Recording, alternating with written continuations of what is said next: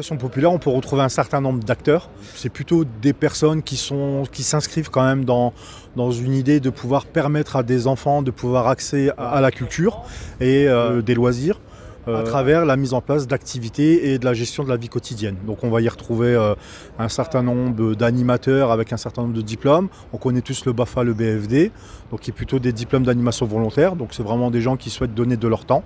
Et après, pour ceux qui souhaitent se professionnaliser et en faire leur métier, ils passent des diplômes qui sont plutôt dans le champ professionnel, les diplômes GEPS, jeunesse et sport.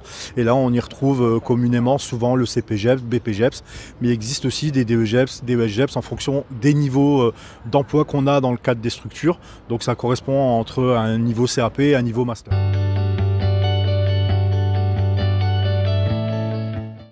Des 4 diplômes qui est en signature et en attente de publication. Alors ça pose un certain nombre de questions puisque nous sommes déjà en septembre 2024, que c'est censé être applicable au 1er janvier 2025.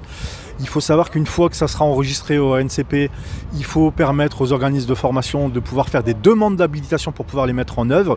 Et ça passe par les DRAGES.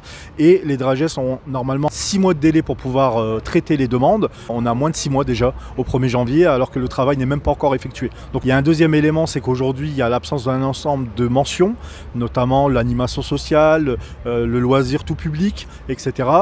Et qui aujourd'hui sur la réforme en fait n'existe plus, en tout cas il n'est plus apparent. Donc ça pose un certain nombre de questions, puisqu'il y a quand même un certain nombre de spécificités qui permettaient à certains animateurs de pouvoir agir et être reconnus dans un certain champ, notamment dans les EHPAD ou dans l'éducation spécialisée, à travers les MEX ou aussi tous les champs au niveau du handicap, donc les IME, ITEP, etc.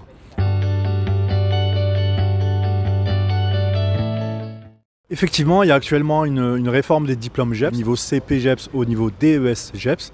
Cette réforme elle a été conduite de façon marche forcée par rapport à la loi de la liberté de choisir son avenir professionnel avec la création de France Compétences, qui a demandé que les diplômes soient réformés, qui passent en bloc de compétences, qui est une exigence, pour pouvoir faire en sorte que ces diplômes restent enregistrés au référentiel national des certifications professionnelles. Par rapport à cette réforme-là, il y a aussi un deuxième enjeu qui s'est joué pour le ministère, c'était aussi de réduire le nombre de mentions qui pouvaient exister sur ces diplômes-là, ce qui peut poser un certain nombre de questions.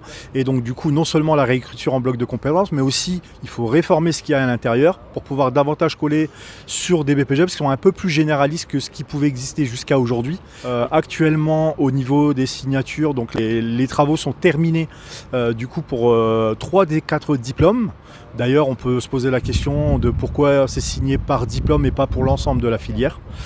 Donc il y a encore un certain nombre de travaux à faire, en sachant que sur la question de ces diplômes-là, le travail ne se fait pas que en interne au niveau animation, il y a aussi le travail à faire au niveau du secteur de l'animation, mais aussi au niveau du secteur du sport, puisque les BPGEPS sont aussi dans le champ du sport, et aussi des liens avec l'université par exemple, puisqu'il existe un certain nombre de passerelles au niveau de ces diplômes, et donc du coup il y a tout un enregistrement pour coller et prendre en compte les différentes compétences qui peuvent être développées et qui puissent être réintroduites dans d'autres diplômes.